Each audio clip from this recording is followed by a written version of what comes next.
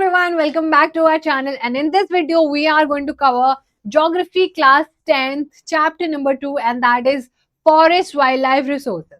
Now, since we have done resources and development in our previous chapter, अब time आ गया है हमारे दूसरे चैप्टर का.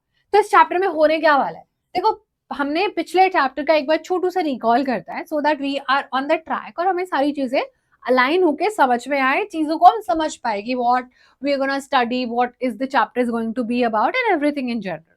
तो हमने हमारे प्रीवियस चैप्टर में which happens to be the first chapter of geography हमने पढ़ा कि ज्योग्राफी में रिसोर्सेस का मतलब होता है वो कोई भी चीज जो हमारे काम आती है ना. जो हमारा रिसोर्सेस का डेफिनेशन होता है उसका मीनिंग हमने करा, right? Did we do that? Yes. अगर हम बोले आपको कि हमारे रिसोर्सेस क्या होती है तो हमने हमारे प्रीवियस चैप्टर में करा था वो कोई भी चीज जो ह्यूमन नीड्स को सेटिस्फाई कर दे वो रिसोर्स होती है. हाँ, हमने यही करा था ना. बोलो जल्दी से, डिड वी डू दैट? बोलो. Anything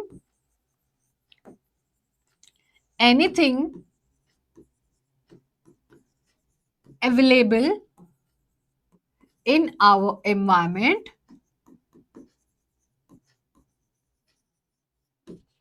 is a resource. हमारे पूरे इन्वायरमेंट में अगर कोई भी चीज अवेलेबल है तो वो रिसोर्स होती है. Now it could be biotic, it could be abiotic, it could be renewable, it could be non renewable. There are multiple sources for that, है ना. तो वैसे हमारे पास जब हम अपने इस चैप्टर में पढ़ेंगे तो there are certainly few resources that are found in the forest, and in these forests we see a lots of wildlife. यहाँ पर मिलने वाले हमारे फ्लोरा फौना बस हमें इस चैप्टर में कवर करना है, ठीक है. इस चैप्टर में हमें हमारे फॉरेस्ट और वाइल्ड लाइफ जो रिसोर्सेज है वो कवर करना है. Like what type of forest do we have, what are there any forest जो हमारे इंडियन गवर्नमेंट के हैं, क्या कुछ कम्युनिटी के कुछ फॉरेस्ट होते हैं, कैसे वाइल्ड लाइफ मिलते हैं, कैसे वाइल्ड लाइफ खत्म होता जा रहा है बिकॉज हम इनके जंगल काटते जा रहे हैं, हम इनका जो होम है वो डिस्ट्रॉय कर रहे हैं. That is all we have to cover in this chapter. अगर हम बात करें जो हमारे 2025 और 2026 वाला सेशन है, इसमें जो हम लोग 10th बोर्ड्स देने वाले हैं, ऑब्वियस रीजंस की वजह से तो बोर्ड्स दे रहे हैं क्योंकि बोर्ड्स भाई क्लास 10 में आ चुके हैं हम. और अगर आप बोर्ड्स दे रहे हो तो यह चैप्टर कंप्लीटली आ रहा है आपका, ठीक है. This chapter is completely coming in your exams, तो you have to do it thoroughly. ये आपको पूरा करना पड़ेगा और अच्छे से करना पड़ेगा. All right everybody, so now let's just get started with the class. चले अब हम अपने चैप्टर की शुरुआत करते हैं. जो हमने समझ लिया कि कोई भी चीज जो हमारे काम आती है वो एक रिसोर्स होता है, वो हमारे ह्यूमन नीड्स को अगर सेटिस्फाई कर रही है. Anything available in our environment is a resource, और इसके साथ एक कंडीशन होती है. कंडीशन ये होती है कि वो ह्यूमन नीड्स को सेटिस्फाई करे, ह्यूमन नीड्स को सेटिस्फाई करे. तो आपको पता है ना फॉरेस्ट हमारी नीड्स को सेटिस्फाई कर रहे हैं. हाँ जी, क्यों नहीं कर रहे. फॉरेस्ट जो है अल्टीमेट सोर्स ऑफ ऑक्सीजन है. हमारे पास आई नो प्लांट्स है, सब कुछ है, बहुत कुछ है, लेकिन जो फॉरेस्ट है those are very important for human needs. वो हमारी सॉइल कंजर्वेशन में हेल्प कर रहा है, वो हमारे ऑक्सीजन इनटेक को पूरा कर रहा है, वो हमारी बायोडाइवर्सिटी को मेंटेन कर रहा है. ह्यूमन बींग्स और एनिमल्स और फॉरेस्ट के बीच में एक गैप क्रिएट नहीं होने देता है. तो हमारे फॉरेस्ट लाइफ के लिए बहुत जरूरी है. Without forest human being survive नहीं कर पाएंगे, और विदाउट वेजिटेशन ऑब्वियसली हम लोग सर्वाइव नहीं कर पाएंगे बिकॉज वी नीड ऑक्सीजन. और जो नॉर्मल प्लांट्स जो हम देखते हैं ना रोड के साइड में वो सफिशिएंट नहीं है ना. तो तभी तो हमारा ऑक्सीजन लेवल कम होते जा रहा है, कार्बन डाइऑक्साइड बढ़ता जा रहा है ना. ये सारी चीजें है. तो जब हम ये सारी चीजें करेंगे तो हमें हमारा चैप्टर सबसे पहले बातें करेगा कुछ स्पीसीज के बारे में. वो स्पीसीज जो हमारे वाइल्ड लाइफ वाले पोर्शन में हम लोग कवर करने वाले हैं. तो चलो करते हैं क्लास को स्टार्ट. सबसे पहले हमारा चैप्टर हमें बोलता है कि नॉर्मल स्पीसीज होता है, नॉर्मल ह्यूमन बीइंग जैसे. अरे नहीं, नॉर्मल स्पीसीज का मतलब है जिनका पॉपुलेशन ठीक ठाक है, like you see them everywhere. Okay, normal life में हमने उनको देखा है. नाउ आई कॉल यू कि अरे बच्चा कैसे, आज आपने गाय देखी? गाय गाय क्या होती है, मैंने तो नहीं देखी. Okay hi Yash, how are you? तो Yash is like you know I saw dog today, so I won't be surprise. Doggy तो देखा है, कौन सा इतने हिरन देख लिया है सड़कों पर चलते हुए। सो जो नॉर्मल स्पीसीज होते हैं वो कौन से स्पीसीज होते हैं, आओ देखते हैं। नॉर्मल स्पीसीज वो स्पीसीज होते हैं जो कि क्या है, species whose population level are considered to be normal for their survival such as cattle and rodents etc. वो हमारा क्या है, स्पीसीज जिनका पॉपुलेशन नॉर्मल लेवल पर है और वो एकदम से गायब नहीं हो जाएंगे। लाइक अगर मैं आपको बोलूं कि अरे डॉग्स का ना खत्म हो जाएगा पूरा, ये रिप्रोड्यूस करना बंद कर देंगे, अब डॉग्स नहीं हमें देखने को मिलेंगे, so you will be like sad and you will get depressed कि अरे वाह यार डॉग तो इतनी अच्छी ब्रीड होती है, ये लोग नहीं होंगे। तो नॉर्मल स्पीसीज का मतलब है जिनका पॉपुलेशन अच्छे खासे लेवल पर हमको देखने को मिल जाता है। So that is a normal species for you. Do we have another kind of species as well? Definitely, तभी तो हमें पूरा चैप्टर पढ़ना है। सो यू कैन सी यहाँ पर हमारा क्यूटू सा कैटल है, क्यूटू सा रोडेंट है ना, क्यूटू सा डॉग। तो these are the normal species जो हम we can see in our daily life also, है ना। हम सड़क पर भी जा रहे होते हैं, we see these people, I mean see these species not people. अब फिर सेकेंड नंबर पर हमारा चैप्टर हमें कहता है कि क्या आपको पता है कि एक हमारे पास होता है एंडेंजर्ड स्पीसीज। अभी एंडेंजर्ड का मतलब क्या है, अब ये आपको डेफिनेटली पूछा जाएगा, ये आपसे एक्सपेक्टेशंस रखता है बोर्ड कि आपको ये बातें बच्चा पता हो। तो वो species, these species are in danger of extension. ये हमारे जो जनजातियां हैं, ये जो एक तरीके का हमारे पास स्पीसीज है, ये खत्म हो सकता है अगर हमने इनका ध्यान नहीं रखा। इन डेंजर का मतलब ये है कि इन डेंजर है यार, ये इनका जो पूरा कॉम्पोजिशन, ये लोग खत्म हो सकते हैं। So when we talk about in danger, so हम बात कर रहे होते हैं वो जो एक्सटिंक्ट हो सकते हैं। तो हमें क्या करना पड़ेगा, हमें थोड़ी मेहनत करनी पड़ेगी ना, उनका शिकार नहीं करेंगे, उनको इलीगल तरीके से हंटिंग नहीं करेंगे, उनकी पोचिंग नहीं करेंगे, उनसे बिजनेस कमाने की कोशिश नहीं करेंगे, we will just let them live their life, है ना। इतनी ब्यूटीफुल ब्यूटीफुल चीजें ऑलरेडी जो है कम होते जा रहे हैं। पेंगुइन कितने कम हो रहे हैं, पांडास कितने कम हो रहे हैं, बिकॉज वो गर्मी में सर्वाइव नहीं कर पाएंगे। Penguins can not survive in the hot weather, है ना। और ग्लेशियर पिघल रहे हैं because of the hot weather and they are living. Penguins कहाँ रहते हैं, ग्लेशियर्स में, है ना, एकदम बर्फ की चट्टानों पर। तो अभी बर्फ नहीं रहेगी तो where will they live, they will not find a place to live, so there वो खत्म हो जाएंगे, मर जाएंगे वो लोग, है ना। तो दैट इज हाउ। तो इंडेंजर्ड में थोड़े एग्जाम्पल्स देख लो, जैसे कि हमारा ब्लैक बक, है ना, जिसका शिकार सलमान खान ने किया था, वही वाला ब्लैक बक है बिल्कुल। Crocodile, Indian wild ass, Indian rhinoceros, lion tail macaque, Sangai which is the brow antlered deer, antlered deer होता है मणिपुर में, जो कि आपको स्क्रीन पर दिख भी रहा है। ये हमारे इंडेंजर्ड स्पीसीज है। ये मैच द फॉलोइंग में आ सकते हैं, ये डेफिनेशन में आ सकता है, ये तो आपको करना ही करना पड़ेगा। नेक्स्ट है vulnerable. Now what do we mean by vulnerable? Vulnerable है जो इंडेंजर्ड से भी डेंजर कैटेगरी में जा चुके हैं। देखो अब इसको ध्यान से पढ़ते हैं। These are species whose population has declined to levels that are likely to move into the endangered category in the near future if it continues to decline in the same manner. अगर इन लोगों की species vulnerable है, ये बिल्कुल क्या है, vulnerable है कि अगर पढ़ाई नहीं करी तो बेटा फेल हो जाओगे, लेकिन फेल हुए नहीं हो। अगर मैं आपको बोलूं कि आपके ना अभी 37 मार्क्स आ रहा है 100 में से 36 आ रहा है, तो अगर आपने अभी ध्यान नहीं दिया तो प्रोबेबिलिटी है कि आगे जाके फेल होने वाला चांस बन जाएगा। तो वल्नरेबल स्पीसीज वो हैं जो बहुत ज्यादा जल्दी जल्दी जिनका शिकार हो रहा है, जिनके बारे में हम सोच ही नहीं रहे, तो वो वल्नरेबल से इंडेंजर्ड के में चले जाएंगे और इंडेंजर्ड एक्सटिंक्ट खत्म हो जाएंगे, जो अभी नहीं मिलते हैं, है ना। वो भी करेंगे हम, कौन सी होती है। तो फिर से वील रीड दिस अगेन। वो स्पीसीज जिनकी पॉपुलेशन इतनी कम हो गई है कि अगर हमने ध्यान नहीं दिया तो वो इंडेंजर्ड कैटेगरी में चले जाएंगे इन नियर फ्यूचर। और एग्जाम्पल देखो, ब्लू शिप, एशियाटिक एलिफेंट और गैंगेटिक डॉल्फिन, ये कुछ एग्जाम्पल्स हैं जो वल्नरेबल है हमारे, ठीक है। ये वाले जो हमारे बच्चे लोग स्पीसीज हैं, ये हमारे वल्नरेबल कैटेगरी में जाने की प्रोबेबिलिटी काफी ज्यादा रखते हैं। सो वो स्पीसीज जिनकी पॉपुलेशन डिक्लाइन हो सकती है, वो हमको हमारे स्क्रीन पर देखने को मिल रहा है। आपको इसके एग्जाम्पल्स याद रहेंगे कि नहीं, पहले मुझे वो बताओ। याद रहेंगे आप लोगों को इसके एग्जाम्पल्स? बोलो जल्दी से, है ना। हम लोगों को इसके एग्जाम्पल बहुत अच्छे से करना है, बहुत बढ़िया से करना है। You can just read it also, you can also note it down, ये हमें पता होना चाहिए। तो वल्नरेबल स्पीसीज मैंने डाला, एशियन एलिफेंट देखो कितना कमजोर भी हो गया है, और you can obviously see the Gangetic dolphin as well, ठीक है। डॉल्फिन जो है फ्रेश वाटर में ही सस्टेन कर पाएंगे, ठीक है। चलो, तो यहाँ पर क्या है, हम लोगों को नेक्स्ट है हमारा रेयर स्पीसीज। अब इस रेयर स्पीसीज को पढ़ो जल्दी से। Now we will go through the rare species. बोलो जल्दी से। रेयर स्पीसीज में क्या देखने को मिल रहा है? रेयर का मतलब ही होता है कि जो बहुत कम मिलता होगा, है ना। रेयर का मतलब ही होता है वो स्पीसीज जो बहुत कम पॉपुलेशन है, मे move into the endangered category और वल्नरेबल कैटेगरी। ओके चलो पढ़ते हैं इसको, है ना। देखो अब एग्जांपल्स भी बहुत देखने हमें इसका। अब रेयर, देखो अब इसका ना एक सीक्वेंस भी आप समझ सकते हो। सबसे जो खत्म ही हो चुका है दैट्स एक्सटिंक्ट, ठीक है, ये हमारी खत्म है, अब इसके बारे में इससे वापस नहीं आया जा सकता है। एक्सटिंक्ट से पहले वो गए होंगे इंडेंजर्ड जोन में, इंडेंजर्ड से पहले वो कहां होंगे, वल्नरेबल में, और वल्नरेबल से पहले they are in the rare category. तो रेयर से वल्नरेबल, वल्नरेबल से इंडेंजर्ड, और इंडेंजर्ड से बेटा खत्म हो गया। यहां पर ये पूरा हमारा साइकिल है। तो now since we have done, क्या हमने एक्सटिंक्ट देखा, अब जो एक्सटिंक्ट भी हो गया यानी कि वो एंड हो चुका है, that chapter is already ended, there is no come back. यहाँ पर क्या है, डेंजर है, हमें एक्शन की नीड है ना। यहाँ पर क्या है, हम लोगों को अब एक्शन लेना पड़ेगा, गवर्नमेंट को कुछ यहाँ पर क्या है काम करना पड़ेगा।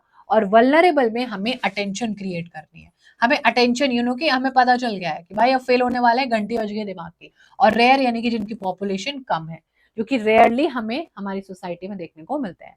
रेयरली देखो जल्दी से, एक ऐसी स्पीसीज, एक ऐसी हमारी क्या है स्पीसीज जो कि बहुत स्मॉल पॉपुलेशन में है और मे मूव इनटू दी इंडेंजर्ड और वल्नरेबल कैटेगरी, अगर हमने उन पर ध्यान नहीं दिया, वो नेगेटिव फैक्टर जो उनकी पॉपुलेशन को अफेक्ट कर रहे हैं, और वो फिर नहीं मिलेंगे। अब आप सोचोगे कि नेगेटिव फैक्टर क्या क्या हो सकते हैं। अब खुद सोचो कि अगर मेरे को एक जगह में रहना है ना, मुझे कहाँ रहना है, मुझे ठंडी जगह में रहना है, या फिर मुझे घने जंगलों में रहना है। तो यहाँ पर ये पता है बर्ड्स माइग्रेट भी करते हैं, लोग माइग्रेट भी करते हैं, आपको नहीं पता तो आई जस्ट टेल यू। ये जो जो भी हमारे होता है ना, इसके नेगेटिव फैक्टर्स क्या है, नेगेटिव फैक्टर्स एक्चुअली में है कौन से, जो नेगेटिव फैक्टर हमारे वजह से हम लोग कर रहे हैं। सबसे पहले तो ऑब्वियसली आता है जो हमारे illegal hunting, yes, illegal hunting जो हम लोग कर रहे होता है ना, वो सबसे इंपॉर्टेंट। हम लोग यहाँ पर पोचिंग करते हैं इनकी, है ना, इनके इनको बेचना चाहता है, इनको अरबों खरबों में इनकी पोचिंग चल रही है, इलीगल इनको हंट किया जा रहा है। या फिर बहुत ज्यादा जो एफॉरेस्ट्रेशन हो रहा है, सॉरी डिफॉरेस्ट्रेशन हो रहा है, डिफॉरेस्ट्रेशन की वजह से आप एक पेड़ काट दो, उस पेड़ काटने से एक चिड़िया का घोंसला चला जाएगा, उस पेड़ पर बैठने वाले बर्ड्स फिर वहां नहीं आएंगे, है ना। जस्ट इमेजिन अ सिचुएशन जहां पर ये हमारे पास क्या है, this is a piece of जमीन वी हैड, है ना, और इस जमीन पर बहुत सारे लोगों के घर हैं, ऑब्वियसली घर जमीन पर ही घर होते हैं, और यहाँ पर आप इमेजिन करो कि यहाँ पर लोगों के घर है ना, और बहुत बढ़िया से लोग उस घर में रह रहे हैं, और ये क्या है इसके में चलो मान लो 600-700 लोग रहते हैं, और यहाँ पर हमारे पास है बहुत सारे ट्रीज, है ना, यहाँ पर हमारे पास बहुत सारे ट्रीज है। अब आप इन ट्रीज के वजह से यहाँ पर इतनी ज्यादा चहल पहल देखोगे ना कि आपको मजा आ जाएगा। यहाँ पर सॉइल भी फर्टाइल मिलेगी आपको, यहाँ पर आपको बर्ड्स एनिमल सब कुछ आना जाना बहुत एक मन लगेगा। लेकिन आप अगर ये पेड़ को कट कर दो, आप यहाँ पर ये पेड़ को कट कर दो, और इसको क्या बोलते हैं, इसी को डिफोरेस्टेशन कहते हैं, कटिंग ऑफ ट्रीज, और यहाँ पर आपने दोबारा से घर बनाने शुरू कर दिए। आपने क्या बोला कि आपने घर बनाना यहाँ पर शुरू कर दिया, आपने मल्टीपल घर बनाए, बिजनेस बहुत ज्यादा बढ़ गया, है ना, ग्रोथ हमें बहुत ज्यादा देखने को मिल रही है, बट एट व्हाट कॉस्ट। हमने क्या करा, हमने एक बर्ड, वो जो बर्ड यहाँ रहने आती होगी, उस बर्ड का जो घोंसला होगा, क्या पता वो कोई रेयर स्पीसीज यहाँ पर रहता हो, तो हमने क्या करा, उसका घर ही काट दिया, है ना, उसका जो नेस्ट था वो ही डिस्ट्रॉय कर दिया। समझ रहे हो आप लोग। तो ये हमारे नेगेटिव फैक्टर्स होते हैं, deforestation, poaching, illegal hunting are certainly some factors which is only happening because of the humans. ठीक है, तो मैंने बचपन में देखा है कि बचपन में हमारे यहाँ पर स्क्वायरल होती थी। Squirrel is a type of bird जो कि बहुत ही प्रिटी सी, बहुत ही छोटू सी बर्ड होती है। She is very furious and active, छोटी सी होती है, ब्राउन कलर की, नहीं sorry sparrow, not squirrel, sparrow, sparrow, I am so sorry. Sparrow जो है होती थी, और वो आज इतनी रेयर है, like you hardly get to see that bird. वो बर्ड होती है ब्राउन कलर की, छोटा सा स्ट्राइप्ड बॉडी होता है उसका, एंड वी यूज टू सी कि हाँ वाओ कितनी क्यूट है, वहां पर वो रहती थी, every time we are out तो वो चिट चिट चिट चिट करके अपना पूरा क्रिस्पी सी आवाज निकालती थी, बड़ा मन लगता था, है ना, एकदम नेचर से कनेक्टेड फील होता था। But then metro city started building up, बड़ी बड़ी बिल्डिंग्स बनने लगी, मॉल्स बनने लगे, पेड़ों को काटा जा रहा है, क्लियर जो है बड़े बड़े एरिया ऑफ जंगल्स काटे जा रहे हैं, दो स्पीसीज जस्ट वेंट अवे, है ना, चले गए वो हमारे यहाँ से, पता नहीं कहाँ होंगे। तो that is the rare species वाला जो हमारा पोर्शन है कि हमें बचाना होगा। इसका कुछ एग्जाम्पल जरूर देख लो। Himalayan brown bear, wild Asiatic buffalo, desert fox and hornbill. Hornbill और डेजर्ट फॉक्स आपने अपने स्क्रीन पर देख पा रहे हो। बाकी एग्जाम्पल बेटा करने हैं, हमारे एग्जाम में पूछे जाते हैं। ठीक है, बाकी एग्जाम्पल भी कंसीडर करने हैं, ये भी हमारे एग्जाम में हमसे पूछे जाएंगे। ठीक है, समझा आप लोगों को? जल्दी से बोलो, आप लोगों को समझा इतना? जल्दी से बोलो एक बार मुझे।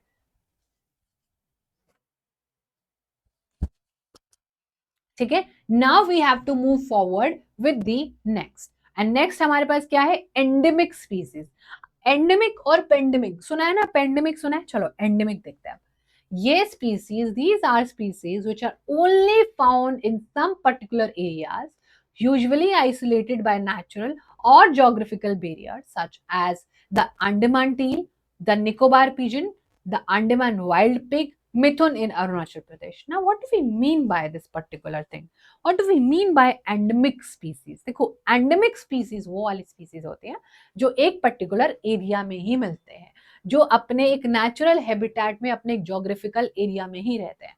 तो आपने सुना ना पैंडेमिक आया, तो पैंडेमिक का मतलब क्या है? पूरे दुनिया में आया है वो, पैन इंडिया, पैन वर्ल्ड, पूरा का पूरा। लेकिन ये क्या है? एंडेमिक।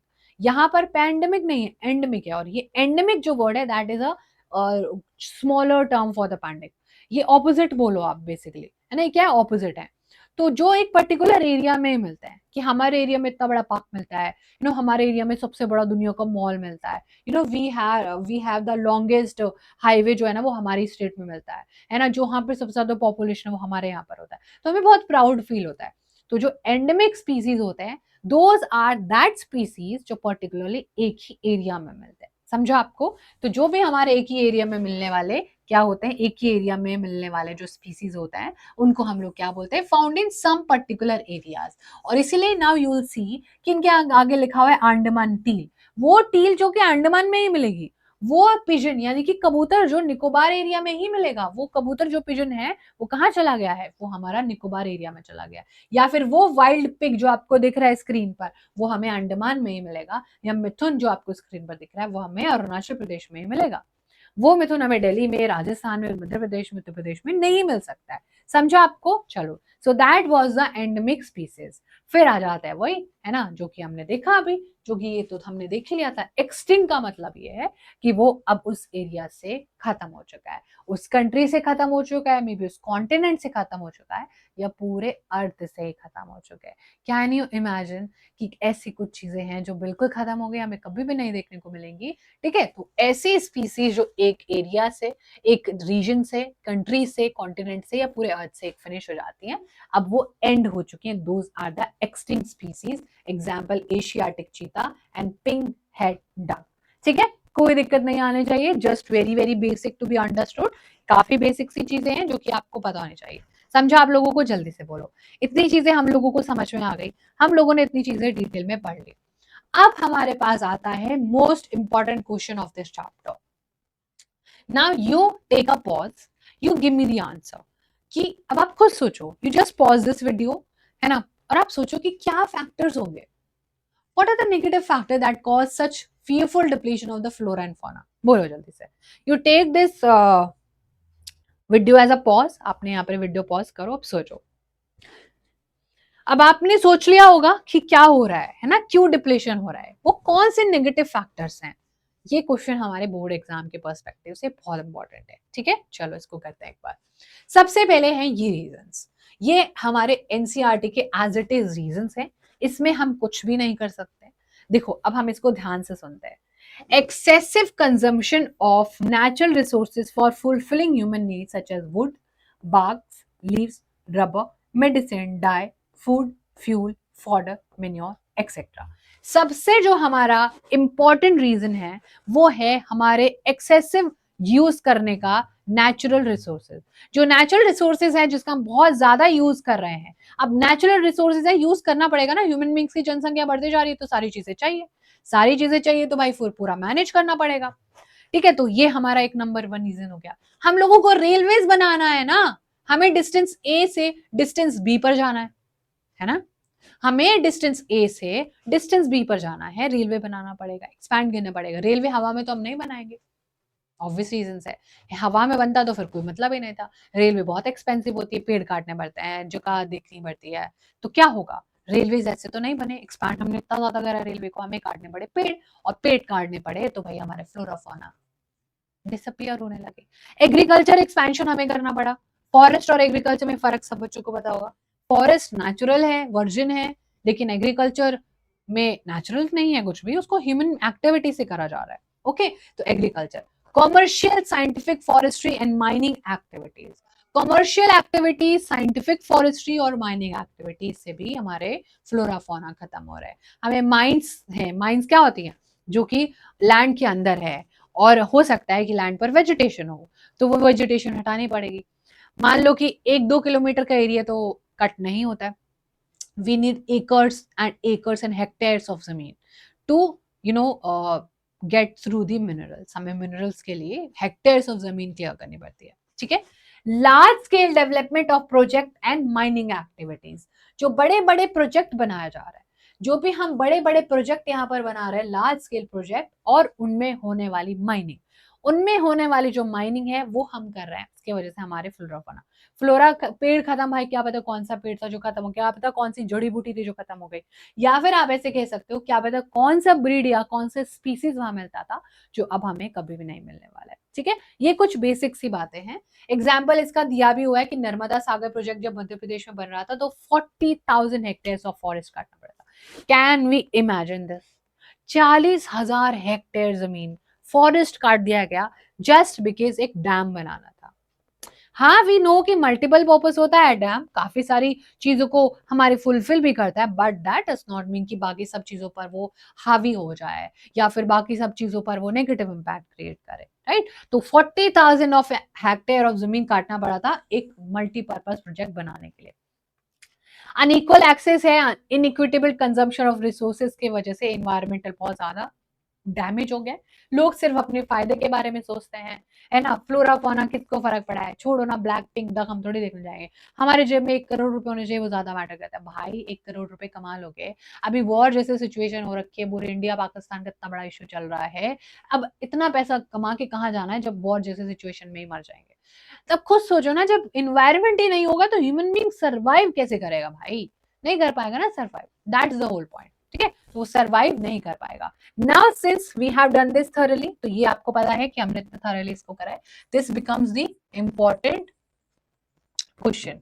ये हमारा क्वेश्चन है, काफी इंपॉर्टेंट। ये एज इट इज एनसीईआरटी में जो डेटा है वही हमने यहाँ पर ऑब्वियसली डाला है। एनसीईआरटी से रिलेटेड आंसर करोगे तो अच्छे मार्क्स मिलने की प्रोबेबिलिटी और भी ज्यादा बढ़ जाएगी। समझा आप लोगों को? चलो, तो इतना हम लोगों ने कर लिया। अब जब हम इतना ज्यादा प्रॉब्लम से गुजर रहे थे, तो हमें लगा कि चलो भाई सॉल्यूशन में निकाला जाए, इस पूरी कहानी का क्या सॉल्यूशन है, let's just try to find out the solution as well. तो सॉल्यूशन ये निकला कि जो बहुत सारे फॉरेस्टर्स थे जो फॉरेस्ट में रहते थे, और जो बहुत सारे इन्वायरमेंटलिस्ट थे, उन्होंने बोला कि हम लोग ऐसे होते हुए नहीं देख सकते, हम लोग ऐसे होते हुए बिल्कुल नहीं देख सकते, और अब हमें कुछ ना कुछ एक्शन लेना पड़ेगा। और उन्होंने बोला कि ग्रेटेस्ट डिग्रेडिंग फैक्टर्स है, और ऐसे ही चलता रहा तो हम लोग जो हैं हमारे फॉरेस्ट डिप्लीट हो जाएंगे, ग्रेजिंग और फ्यूल वुड कलेक्शन करने के चक्कर में हमारा सब हमारे हाथ से चला जाएगा। ये किसने बोला? जो लोग फॉरेस्ट से, जो इन्वायरमेंटलिस्ट हैं, जो इन्वायरमेंट को प्यार करते हैं, इन्वायरमेंट को समझते हैं, इन्वायरमेंट की इंपॉर्टेंस समझते हैं, उन्होंने बोला कि ऐसा हम बिल्कुल भी नहीं होने देंगे। We need better people, we need better control by the government और बाय द पीपल। तो उन्होंने क्या बोला कि हैबिटेट डिस्ट्रक्शन। हैबिटेट डिस्ट्रक्शन क्या है? जो आपका लिविंग इकोसिस्टम है उसको डिस्ट्रॉय कर देना। हैबिटेट मतलब जहां पर आप रह रहे हो उसको डिस्ट्रक्शन हो रहा है। Hunting, poaching, over exploitation, environment pollution, poisoning and forest fire are factors which have led to the decline in India's biodiversity. Now this becomes very important. ठीक है, ये हमारा क्या है? इंपॉर्टेंट है। क्या इंपॉर्टेंट है? चलो मैं बताती हूँ।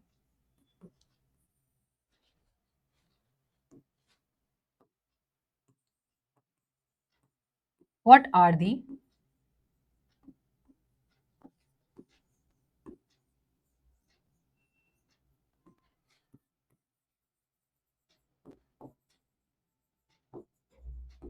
that led to the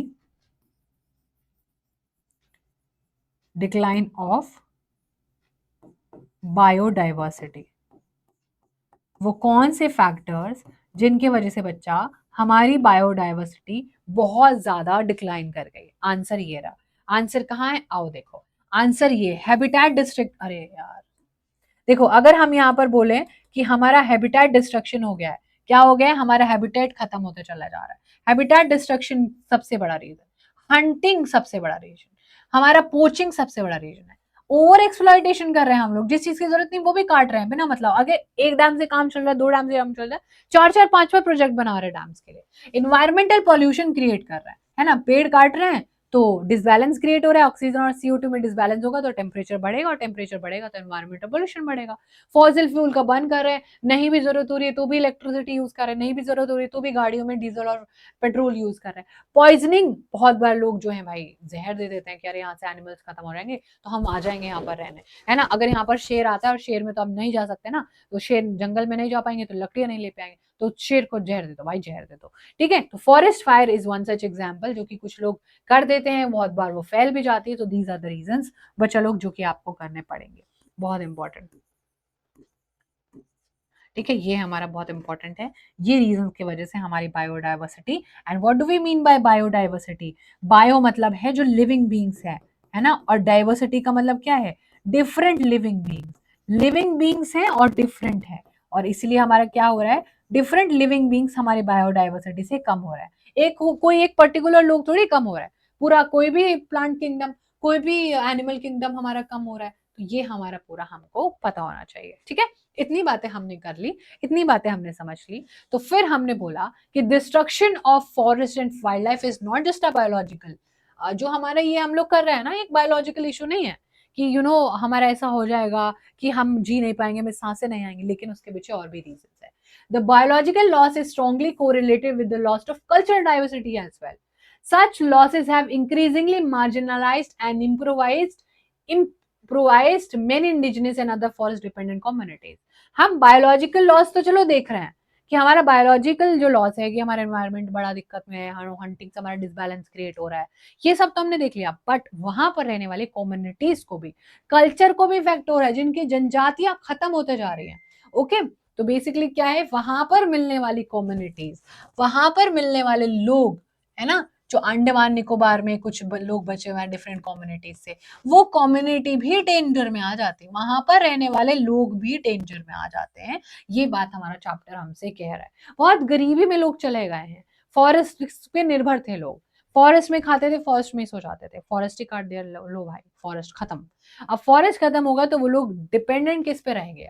अब उनको तो कंप्यूटर इंजीनियर नहीं है भाई, वो तो उनको तो नहीं आता डॉक्टर बनना, तो directly depend upon various component in forest and wild life पर जो लोग अपने खाने के लिए, अपने पीने के लिए, इवन अपनी मेडिसिन के लिए, अपने कल्चर के लिए और अपनी स्पिरिचुअलिटी के लिए एक्सेट्रा पर जो फॉरेस्ट पर डिपेंड थे, अब उनकी लाइफ ही खत्म हो गई। Now they are not ready for the change. अगर मैं एकदम से गांव के इंसान को शहर में लेके घूमने लगूं, मुंबई जैसे बहुत अमीर शहर में, या मुंबई छोड़ो मैं गांव के इंसान को सीधा पेरिस ले जाऊं, तो उसको कैसा लगेगा? वो अडेप्ट ही नहीं कर पाएगा उस कल्चर को, उसको बहुत ज्यादा अजीब फील होगा, मेरे कपड़े शायद अच्छे नहीं है, मैं शायद अच्छा नहीं दिख रहा हूँ, बहुत सारा इंफीरियोरिटी कॉम्प्लेक्स आ जाएगा, होगा ना। इमेजिन आप आज क्लास 10 में हो, एंड हम लाइक चलो उठो अभी कॉलेज में चलो, ना you will not feel like a family. अब आपको लगेगा मुझे तो कुछ भी नहीं आता, मैं तो इतना छोटा हूँ लोगों से, मैं तो अलग हूँ। So that is how people actually don't you know get together, they don't mix match with each other because of the differences that we have, है ना। तो ये सारी चीजें हैं। And within the poor women को सबसे ज्यादा इफेक्ट होता है, ये सब आपके पेपर में एग्जाम में आएगा। Within the poor the women are affected more than man, और महिलाएं ज्यादा सफर करती हैं क्योंकि उनको बच्चों के लिए लकड़ी जनरेट करना है, सारी चीजें करनी है। In many societies women bear the major responsibility of collection of fuel, fodder, water and other basic subsistence need. Can you imagine, आज के जमाने में लकड़ी पानी लेके आना, आपने देखा है राजस्थान में या फिर जहां पर कम पानी होता है तो मटकी सर पर रखकर महिला पानी लेने जाती थी, क्योंकि वो घर के काम में आता था, the so called domestic work. तो ये जो डोमेस्टिक वर्क होता है, खाना पानी का इंतजाम करना, वो ज्यादातर महिलाएं करती थी। और जब महिलाओं को वहां पर जाने से रोक दिया गया, या उनको कुछ ना कुछ ऑब्जेक्टिव उनके रास्ते में आए, है ना, तो फिर उनको प्रॉब्लम हुई। अब उनको प्रॉब्लम हुई तो खाने वाने बनाने में प्रॉब्लम आने लगी, और इन जनरल पूरी फैमिली सफर करती थी। ठीक है, कम चीजों में काम चलाना पड़ता था, समझा आप लोगों को? जल्दी से बताओ। तो ये कुछ बातें हैं जो हमारे चैप्टर हमें कह रहा है। The indirect impact of degradation such as severe drought और deforestation induce flood also hits the poor harder. अब एकदम से क्या है भाई, पूरा सूखा पड़ जाएगा। चलो ठीक है, कोई दिक्कत नहीं, पानी था, जंगल थे, पानी था, बढ़िया है, बारिश हो रही थी, पानी ग्राउंड वाटर रिस्टोर हो रहा था। अब आपने तो खत्म ही कर दिया सारा, आपने की वजह से यहाँ पर सूखा पड़ गया, डिफॉरेस्टेशन हो गया, है ना। अब जो पानी यहाँ पर आता था वो पानी पेड़ों की जड़ों तक पहुंचता था तो वाटर लेवल भी मेंटेन रहता था। अब पेड़ ही नहीं है तो पानी क्या है, पेनिट्रेट ही नहीं करा, पानी ऊपर ही भर गया है ना। तो पानी ऊपर भरेगा तो फ्लड आएगा, जैसे केरला में बहुत होता है। केरला में इतना ज्यादा कंस्ट्रक्शन कर दिया लोगों ने कि वहां फ्लड आ जाती है, थोड़ी सी भी बारिश होती है, क्योंकि पानी का आने जाने की जगह ही नहीं है भाई। तो फ्लड आएगी ऑब्वियसली, पानी, जंगल काट के तुम घर बना दोगे तो पानी कहाँ जाएगा। वो तो नेचुरल फ्लो है ना, बारिश वहां पड़ती है ज्यादा। हाँ हमें पता है, मैं कल को घर बना दूंगी तो घर सस्टेन कर पाएंगे, नहीं कर पाएंगे, वहां पर मिट्टी होनी चाहिए ताकि पानी ग्राउंड वाटर में जा सके। ठीक है, अब पानी को जगह नहीं मिलेगी तो पानी का लेवल बढ़ेगा भाई, है ना। तो जंगल काटोगे तो भुगतना तो पड़ेगा। तो ये सारी चीजें हैं। अब इन सब केसेस में पोवर्टी डायरेक्ट आउटकम है, ऑब्वियस सी बात है। इन्वायरमेंट का डिस्ट्रक्शन होगा तो पोवर्टी आएगी, it is very obvious. Environment जहां पर डिस्ट्रक्ट करेगा पोवर्टी आएगी, लोगों का खाना पीना छूट जाएगा भाई, लाइवलीहुड ही खत्म हो जाएगा। Therefore, forest and wildlife are vital to the equality of life and environment. ये जो फॉरेस्ट और हमारा वाइल्ड लाइफ है ये काफी जरूरी है एक अच्छी क्वालिटी ऑफ लाइफ और एनवायरनमेंट के लिए। And it is imperative to adapt to sound forest and wildlife conservation strategy. और क्योंकि ये हमारे लिए इतना जरूरी है तो हमें क्या करना है, कुछ स्ट्रैटेजीज बनानी है, कुछ तो करना है कि हम लोग, जब हमारी लाइफ इतनी ज्यादा डिपेंडेंट है इन सब चीजों पर, तो why should not be protect them, we should definitely protect them. बताओ, इतना सब कुछ आई होप आप सभी बच्चों को बहुत बढ़िया से समझ आया होगा, बहुत बढ़िया से हमने सारी चीजों को करा है। Now let us move forward with the next. अब नेक्स्ट है कि हम इन फॉरेस्ट को कैसे बचाने वाले हैं। नेक्स्ट है कि हम इन वाइल्ड लाइफ को कैसे बचाएंगे। अब आप खुद सोचो कैसे बताएंगे। अब आप सोचो, इतना ब्यूटीफुल लग रहा है यहाँ पर, ये जो विमेन है, she is climbing the whole thing, कितना मजा आएगा, कितना ब्यूटीफुल है। नीचे एनिमल्स रहते होंगे इसलिए ऊपर की तरफ बनाया हुआ है, और कितने सारे एनिमल्स रहते होंगे, कितने सारे यहाँ पर वेजिटेशन है, इमेजिन करके इतना अच्छा लग रहा है। अब मान लो कि भारत सरकार बोले कि काट दो ना, क्या रखा है, और ऐसे में कैसे हमारी सिचुएशन हो जाएगी। चलो आओ देखते हैं। देखो, conservation preserve the ecological diversity and our life support system, air, water and soil. जब भी हम कंजर्वेशन की बात करते हैं तो एक इकोलॉजिकल डाइवर्सिटी को मेंटेन करता है, यानी कि हमारे एनवायरनमेंट को मेंटेन करता है। और हमारा लाइफ, हमारा क्या है, सबसे जरूरी पानी है, हवा है और मिट्टी है। मिट्टी पर क्या है, मिट्टी पर क्या है, मिट्टी पर एग्रीकल्चर है, और एग्रीकल्चर पानी की वजह से नहीं होगा, पानी होगा तो एग्रीकल्चर होगा, और एग्रीकल्चर पानी होगा तो हवा भी तो चाहिए, जो कि O2 यानी कि ऑक्सीजन होता है हमारे पास। तो हमारे पास तीनों चीजें जरूरी हैं। And it also preserves the genetic diversity of plants animals for better growth of species and breeding. आपको पता है, हम लोग क्लास 8 में साइंस में पूरा पढ़ के आते हैं, पूरा जो हमारा एक चेन होता है, फूड चेन, एंड वो पूरा प्रॉपर, वो है ना, देखा है वो पूरा फूड चेन वाला कि भाई ये इसको खाएगा, इसको खाएगा, और ये गोल गोल गोल गोल घूम रहा है। That is how the breeding also happens, है ना। स्क्रबर्स, ट्रीज, ये सब एक दूसरे पर डिपेंडेंट होते हैं बच्चों लोग। हम एक दूसरे के बिना सर्वाइव नहीं कर सकते। ह्यूमन एनिमल्स पर डिपेंड है, एनिमल्स ह्यूमन पर डिपेंड है ना। पूरा forest forest, animal animal, forest, सबका एक सर्कुलर बना हुआ है। एक दूसरे की वजह से पूरी दुनिया चल रही है, अगर रुकेगी तो फिर रुकी जाएगी, डिस्टर्बेंस क्रिएट हो जाएगा। तो ब्रीडिंग नहीं होगी अगर हम प्लांट्स एनिमल्स काट देंगे। मान लो कि कोई एक एनिमल है, वो पर्टिकुलर एक ही पेड़ खाता है, या एक ही पेड़ उसके लिए खाना है, और वो पेड़ हमने काट दिया, क्या वो ब्रीड सर्वाइव कर पाएगी? आप बोलोगे नहीं, है ना। तो ये पूरी की पूरी बात है। Fisheries too are heavily dependent on the maintenance of the aquatic biodiversity. अगर हम पानी खराब कर देते हैं भाई, पानी हमने क्या कर दिया, एकदम गंदा कर दिया, पॉल्यूशन ही पॉल्यूशन, मछलियां मर जाएंगी, मर रही हैं। हमने पानी बिल्कुल खराब कर दिया है, हमारा इक्वेटिक बायोडाइवर्सिटी बहुत ज्यादा डैमेज्ड है। ठीक है, तो जब हम fisheries too are very heavily dependent on the maintenance of aquatic biodiversity, तो जो हमारी क्या है, जो हमारी फिशरीज है वो भी हमारे बायोडाइवर्सिटी को खराब करती हैं एक्वेटिक। अगर हमारे पॉल्यूशन होगा, अगर हमारी बायोडाइवर्सिटी हम लोग काटते जाएंगे और इननेसेसरली हैवॉक क्रिएट करेंगे, क्योस क्रिएट करेंगे। ठीक है, चलो अब कुछ चीजें हैं जो हमने करी, जो गवर्नमेंट ने करी, कुछ लोगों ने करी, बस वो अब हमें पढ़नी है। हमारा लास्ट सेक्शन है ये, और हमारा छोटू से चैप्टर है ये। अब देखो क्या है, the Indian wild life forest protection act, ये बहुत जरूरी है। ये पास हुआ था 1972। ये कब पास हुआ था बच्चा? ये पास हुआ है 1972। ये जब एक्ट पास हुआ तो उसमें क्या था, ये एक्ट था गवर्नमेंट की तरफ से कि गवर्नमेंट प्रोटेक्ट करेगी habitats of all Indian list of protected species जो उसमें पब्लिश होंगी, कि हम एक लिस्ट बना रहे हैं। जब सब लोग इतने परेशान हैं, जब हमें पता चल गया वाइल्ड लाइफ की इंपॉर्टेंस, हमने एक प्रोटेक्शन लिस्ट बनाया, हमने एक एक्ट बनाया, एक पूरा प्रॉपर कानून बनाया, जो नहीं करेगा उसको जेल के पीछे डाल देंगे। And that was 1972। यस, 1972 से लगे हुए हैं हम लोग, बट अभी भी अचीव नहीं कर पा रहे। Can you imagine? तो उन्होंने बोला कि हम जो भी हैबिटेट होगा जिन भी एनिमल्स का, जिन भी स्पीसीज का, उसको बिल्कुल भी टच नहीं करेंगे। हम एक लिस्ट बनाते हैं और अगर आपने ऐसे करते हुए पाए तो खत्म, जेल के पीछे डाल देंगे। फिर उसके बाद सुनो, central government also announce several project for protecting specific animals.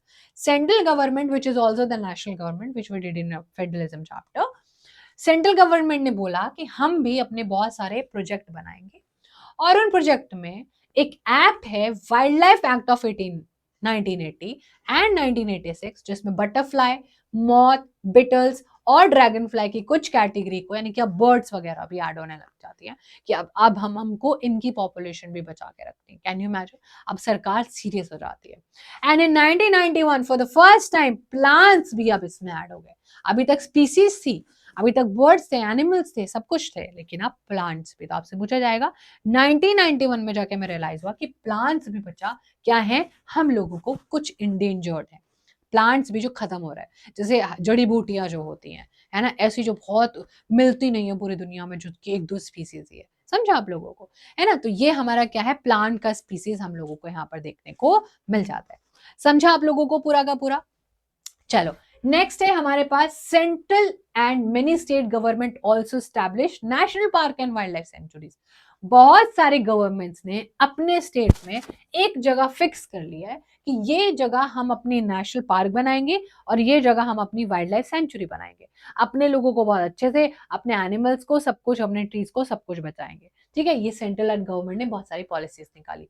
Central government ने बहुत सारे प्रोग्राम्स भी निकाले एक स्पेसिफिक एनिमल को बचाने के लिए, है ना, जैसे कि उनको पता था टाइगर पॉपुलेशन कम हो रही है, वन हॉर्न रिहाइनोसोरस कम हो रहा है, और कश्मीरी स्टैग का पॉपुलेशन कम हो रहा है। तो सेंट्रल गवर्नमेंट ने बहुत सारे प्रोजेक्ट्स भी निकाले, और इन प्रोजेक्ट्स में बात करी हमारे एनिमल्स का प्रोटेक्शन, हमारे एनिमल्स का प्रोटेक्शन।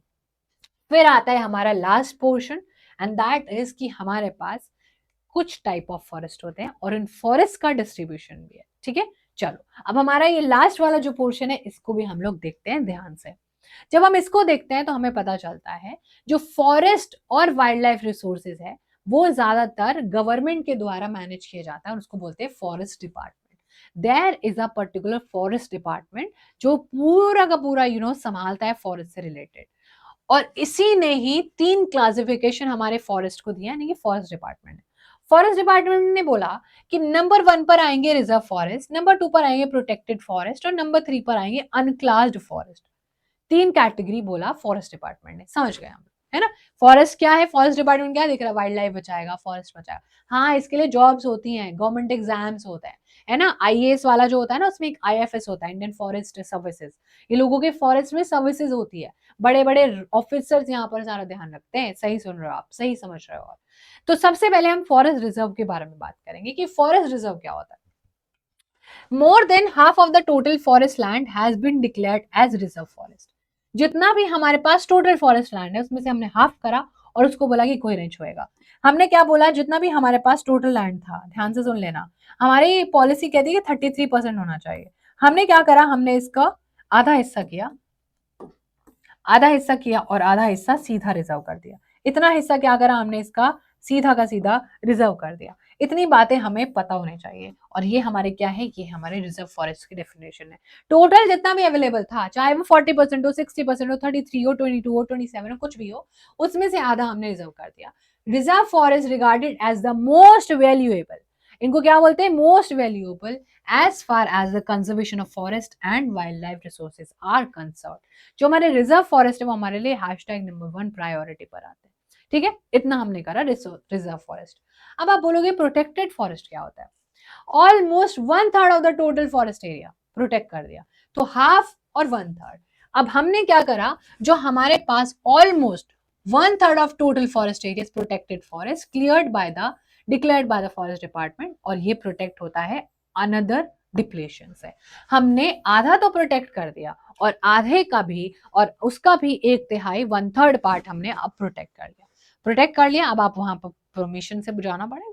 आप डिप्लीशन नहीं कर सकते हो, बिना मतलब आग नहीं लगा सकते हो फॉरेस्ट में, है ना, जो आपको पीछे स्क्रीन पर दिख रहा है ये हमारे प्रोटेक्टेड फॉरेस्ट होते हैं। ठीक है, नेक्स्ट है अनक्लास्ड फॉरेस्ट। अब ये फॉरेस्ट अनक्लास्ड है क्योंकि इनको किसी क्लासिफिकेशन में नहीं रखा गया। क्यों? These are forest and wasteland which belong to both government and some private individual, also some communities. कि एकदम से लोगों का जीने का हक थोड़ी छीन सकते हैं। कुछ लोग तो अभी भी जंगलों पर डिपेंड है ना अपनी लाइवलीहुड के लिए। तो जैसे कि नॉर्थ ईस्टर्न पार्ट में बहुत सारे जंगल पे लोग डिपेंडेंट है, या फिर गुजरात में अगर हम देखें तो वहां पर अनक्लास्ड फॉरेस्ट है। कुछ कम्युनिटी मिलके चला रही है, कुछ इंडिविजुअल चला रहे हैं, गवर्नमेंट के साथ मिलके चला रहे हैं, गवर्नमेंट कभी पैसा दे देती है। तो ये बेसिकली ऐसे करके हमारा पूरा जो है सिस्टम है ये रन कर रहा है। बच्चा लोग, ये जो हमारा फॉरेस्ट क्लासिफिकेशन है ये बहुत इंपॉर्टेंट क्वेश्चन है, एक एक करके भी आ सकता है और एक पूरा क्वेश्चन भी आ सकता है। अब देखो थोड़ी सी बातें हैं जो हमें पढ़नी है। मध्य प्रदेश के पास सबसे ज्यादा फॉरेस्ट है, that is almost 75% of total forest area. Madhya Pradesh के 75% हिस्से में फॉरेस्ट है। तो आप इमेजिन करो मध्य प्रदेश के पास कितने forest. I think that is the best thing. Jammu Kashmir, Andhra Pradesh, Uttarakhand, Kerala, Tamil Nadu, West Bengal, Maharashtra have large percentage of reserve forest for of its total forest area। सबसे लार्जेस्ट इनके पास है, फिर इनके पास भी अच्छा है बिहार, हरियाणा, पंजाब, हिमाचल, उड़ीसा, राजस्थान के पास प्रोटेक्टेड फॉरेस्ट बहुत ज्यादा है, जो हमने सेकंड नंबर वाला देखा 1/3 वाला पोर्शन। उसके बाद आता है all north eastern state and part of Gujarat have अनक्लास्ड forest. ठीक है, यहाँ पर ज्यादातर अनक्लास्ड फॉरेस्ट हैं, विच is the third category. And also obviously अनक्लास्ड है तो यहाँ पर कम्युनिटीज भी मैनेज करेंगे, यहाँ पर रहने वाले लोग। हमें पता है कि कैसे रहना, हमें मत सिखाओ, ठीक है, हम अपना पूरा काम इधर से ही सिखाते। फिर हमारा लास्ट पोर्शन है कम्युनिटी एंड कंजर्वेशन। अब कुछ कम्युनिटी अपने फॉरेस्ट को बचाने के लिए, जैसे we have heard of Chipko movement etcetera, वही करने वाले हैं हम, है ना। तो conservation strategy are not new in our country, बहुत टाइम से हम लोग कर रहे हैं। Forest are also home to some of the traditional communities, बहुत सारे ट्रेडिशनल जमाने से जो लोग यहाँ पर रह रहे हैं, है ना, वो सब कुछ हमें देखने को मिलता है। तो ये हमारा बहुत इंपॉर्टेंट पोर्शन है, very very very very super duper important. सबसे पहले आ जाओ सरिस्का, राजस्थान में है tiger reserve. Villagers fought against the mining by citing the wildlife protection act. Wildlife protection act, when did we pass this? 1972। 1972 के जो act में लिखा हुआ था, इन्होंने बोला जो यहाँ पर एक क्या बनाने वाले थे, यहाँ पर अपना माइनिंग कर रहे थे कुछ लोग इंडस्ट्रियलिस्ट। उन्होंने बोला कि बेटा माइनिंग तो आप नहीं कर पाओगे, माइनिंग करने के लिए जंगल काटने पड़ेंगे, वो हम होने नहीं देंगे। तो राजस्थान की पीपल, राजस्थान के जो लोग थे, दे वर लाइक ना, ये हम नहीं होने देंगे। तो सरिस्का टाइगर रिजर्व उन्होंने बचा लिया। Next we have the inhabitants of 5 villages in Alwar district of Rajasthan. Again यहाँ पर 5 गांव के लोग थे, 1200 हेक्टेयर जमीन उन्होंने डोनेट करी है एक सेंचुरी बनाने के लिए। वाओ, कितने अच्छे लोग हैं। इन्होंने क्या करा है, अपनी जमीन को डोनेट करा है। Villagers came up with their own set of rules. Villagers यहाँ पर अपने ओन सेट ऑफ रूल्स बना रहे हैं। Villagers came up with their own set of rules and regulation which do not allow hunting। जो इन्होंने अपनी सेंचुरी बनाई, ये जो इन्होंने अपना पूरा एरिया बनाया, इन्होंने इस एरिया में जिसका नाम इन्होंने भैरवदेव डाका सेंचुरी रखा, उसमें अपने कुछ own set of rules and regulation बनाए जिसमें आप हंटिंग बिल्कुल भी नहीं कर सकते हो। Like this is the way society हमारी कंजर्वेशन कर रही है। क्या कर रही है, जहां पर हमारी सोसाइटी के लोग बचाना चाहते हैं, literally they are helping so much. they are also protecting the wildlife against any outside encroachment। और इन्होंने आने से मना कर दिया कि अगर आप बाहर से आओ ना और आप ऐसे कोई हथियार वथियार लेके आओ, नहीं भाई, देखने जा रहे हो तो देख लो, लेकिन आप यहाँ पर कुछ भी शिकार वगैरह बिल्कुल भी नहीं कर सकते हो। Then the famous Chipko movement. Chipko movement Himalayas में होता, बहुत ही सक्सेसफुल है, डिफॉरेस्टेशन हो रहा था। अब डिफॉरेस्टेशन मतलब क्या, पेड़ों को काटा जाएगा, जंगल काट दिए जाएंगे, प्लेन जमीन हो जाएगी। विमेन वर लाइक हमारा तो सब खत्म हो जाएगा, दुनियादारी हमारी खत्म हो जाएगी। So they went out of their comfort zone और उन्होंने जाके पेड़ों को गले लगा लिया। And that is called as Chipko movement, क्योंकि उन्होंने अब चिपक गया वो पेड़ से। लोग जो थे majorly women participated in this event, और वो क्या है बेटा, पेड़ों से वो चिपक गई है, इसीलिए इसका नाम चिपको मूवमेंट आता है। और Chipko movement is related to deforestation, उन्होंने नहीं होने दिया। जो भी गवर्नमेंट चाहती थी, जो भी वहां के लोग चाहते थे डिफॉरेस्टेशन करना, वो उन्होंने अलाउ नहीं किया। सेकेंडली आप याद रख सकते हो, एक बीज बचा आंदोलन था तेरी और नवधान्या, जहां पर ना कुछ जो आर्टिफिशियल क्रॉप्स यूज होती थी उनको हटाया गया, जो साइंटिफिक केमिकल से सारी चीजें जो हमारी सॉइल की फर्टिलिटी फॉरेस्ट को खराब कर रही है वो सब मना कर दे कि अब हम ऐसे सीड यूज करेंगे जो नेचुरल हो, जो कि एकदम हमने बनाया और हमें पता है कि हमारे एनवायरमेंट को कोई डैमेज नहीं करेंगे। Then also you have a program जिसमें लोकल कम्युनिटीज और सरकार मिलकर काम करती है। तो जो इंडिया जॉइंट फॉरेस्ट मैनेजमेंट, ये बहुत इंपॉर्टेंट है, पूछा गया है। एक ऐसा प्रोग्राम जो कि गुड एग्जाम्पल है, कम्युनिटीज और मैनेजमेंट और जो है सब लोग गवर्नमेंट वगैरह के साथ मिलकर काम करते हैं ताकि जो हमारे डिग्रेडेड फॉरेस्ट है वो ठीक हो सके और फर्दर डिप्लीशन से बचाया जा सके। And this was all about this chapter. जितने डिटेल में हमने ये चैप्टर करा है उतने डिटेल में आपने अगर एक बार ये चैप्टर कर लिया तो आपकी सारी प्रॉब्लम इस चैप्टर की सॉल्व हो जाएगी। ठीक है, सो आई होप कि आपको बड़ा मजा आया होगा। हमने ऑलमोस्ट सारी चीजें कवर करी है, कंजर्वेशन से लेके पूरा एक्सप्लेनेशन फॉरेस्ट किस टाइप के होता है, क्यों फॉरेस्ट डिप्लीशन हो रहा है, फॉरेस्ट का इंपॉर्टेंस क्या है, वाइल्ड लाइफ का क्या इंपॉर्टेंस होता है, कौन कौन सी टाइप ऑफ डिफरेंट स्पीसीज होती है। Almost everything that we have done in a class is very relevant for your board exams. So thank you so much everyone, and I'll see you in the live class when we will be doing the quiz of this session. So stay tuned for more such updates. Subscribe कर लो channel को, and now I'll see you in the next class. Thank you so much everyone, sending you all lots of love. Bye, take care.